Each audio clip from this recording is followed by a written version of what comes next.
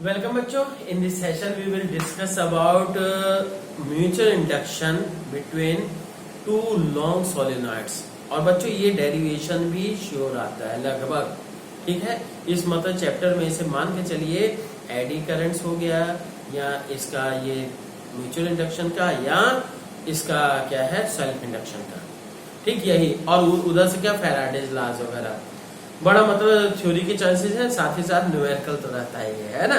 तो अब देखते हैं क्या कि सबसे पहले हम मान लेते हैं कि दो कॉइल्स मान लेते हैं जी। लेट टू सोलिनॉइड्स दो सोलिनॉइड्स हमने मान ली, ठीक, जो कि ये इसका नाम, ठीक। तो और ये सोलिनॉइड्स को एक्सियल कहिए, कोएक्सियल मतलब जिसका एक्सिस सेम है। लेट टू कोएक्सियल सोलिनॉइड्स, एक चीज ये हुई। और दूसरा क्या है, उनकी लेंथ। जैसे मान लेते हैं this one is the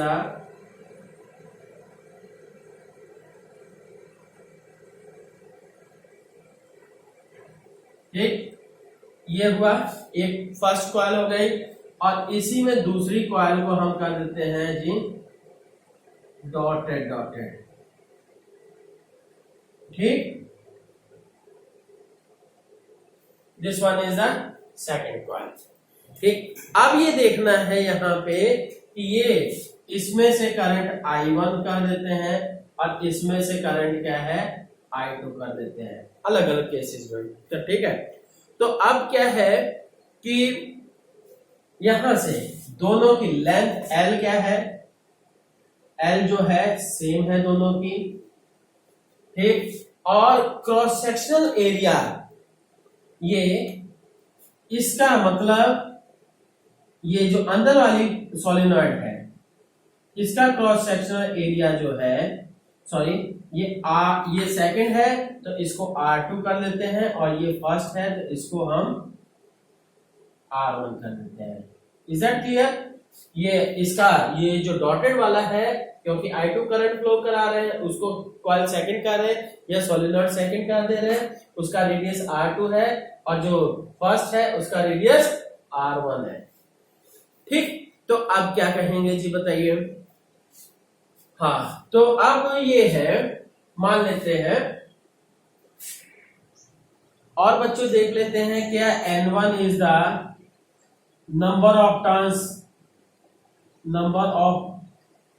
turns in one, and N2 जो है number of turns in two. ये हो गया जी। अब करना क्या है, ठीक। अब सबसे पहले मान लेते हैं लेट करंट क्या है, late I1 through,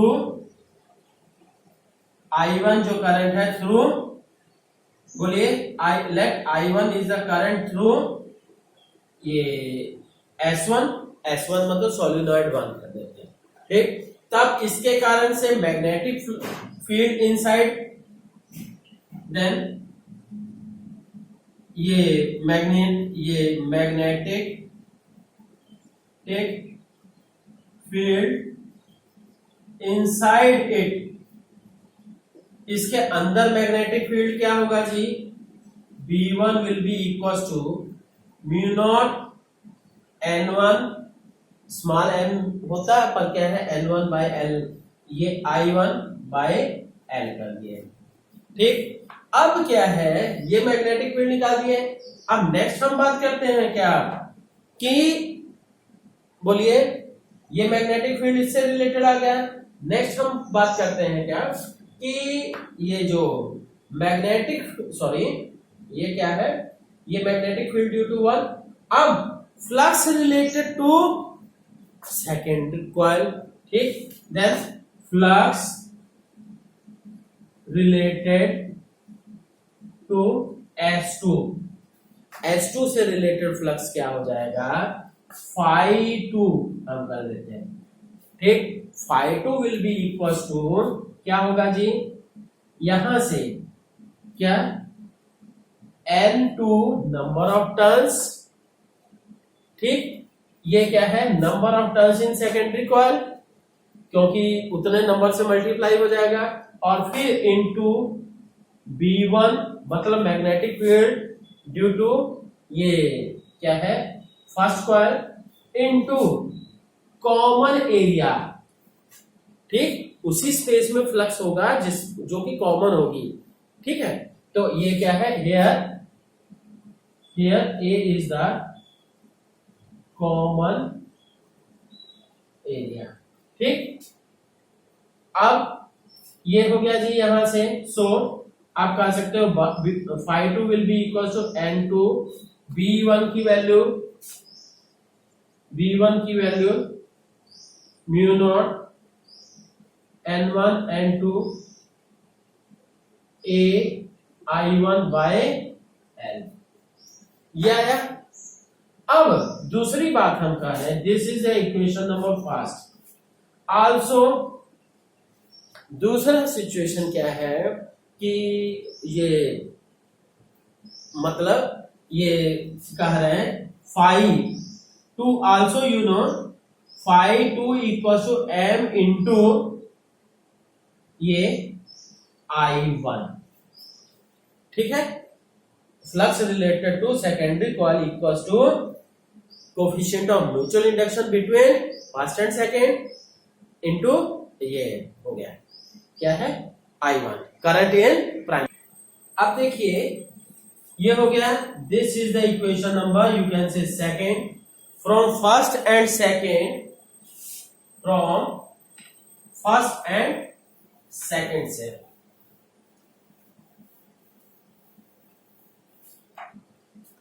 from first and second क्या हो जाएगा जी, m will be equals to I1 gets cancelled, mu naught N1 N2 A into I1 हट गया, तो यहां से क्या है by L। Is that clear?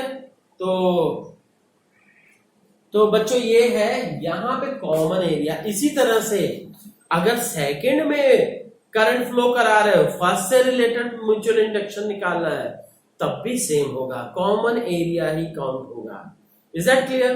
तो अब बच्चों देखते हैं क्या है कि on which factors the coefficient of mutual induction depends. Coefficient of mutual induction depends upon the number of turns in both coils, दोनों कॉइल्स में कितने नंबर ऑफ टर्न्स है, दूसरा कॉमन क्रॉस सेक्शनल एरिया, और तीसरा क्या है, लेंथ बढ़ेगी तो उनका क्या है, उनका लेंथ बढ़ने से क्या है, कोफिशिएंट ऑफ म्यूचुअल इंडक्शन कम हो जाएगा, ठीक है।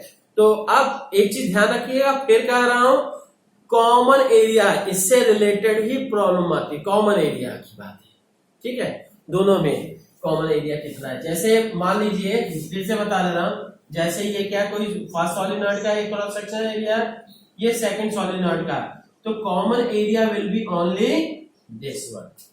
Is that clear? किसी भी सिचुएशन में M12 निकालिए चाहे M21 निकालिए, situation will be same. Moreover the ये coefficient of mutual induction also depends upon the relative separation. Is that clear? कि दोनों की मतलब प्राइमरी कॉइल की और सेकेंडरी कॉइल की पोजीशन कैसी है। कोएक्सियल रखी जाती है इसीलिए क्योंकि उसमें मैक्सिमम ये कपलिंग रहती है, मतलब मैक्सिमम ये मैग्नेटिक फ्लक्स है, एक कॉइल का मैग्नेटिक फ्लक्स दूसरे से रिलेटेड है, ठीक है।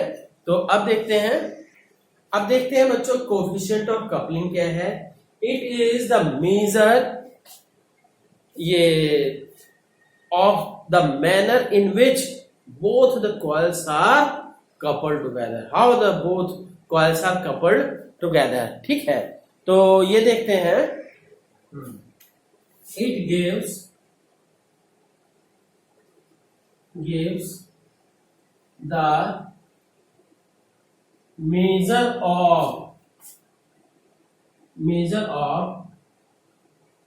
how ये measure of how the two coils are coupled together.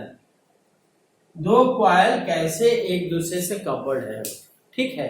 तो इसके लिए ये क्या हुआ जी, K this is denoted by K is equal to m by root L1 L2, ठीक। तो अब ये है के की वैल्यू एक्सटेंड करती है 0 से 1 के बीच, ठीक है। तो ये देखिए अब इसकी इतनी वैल्यू हो सकती है, और साथ में क्या है, अगर क्या, हाँ, for coaxial winding K is equal to 1, ठीक है, वहां पूरी तरह से कपल्ड रहता है, इसीलिए हम सब कोएक्सियल वाइंडिंग। और अगर क्या है, किसी तरह की कोई कपलिंग नहीं है तो K की वैल्यू 0 होती है। K equal to 0 for no coupling. Is that clear? तो ये चीज होती है। तो ठीक है बच्चों, इससे रिलेटेड न्यूमेरिकल्स भी करिएगा, है ना। Okay, thank you.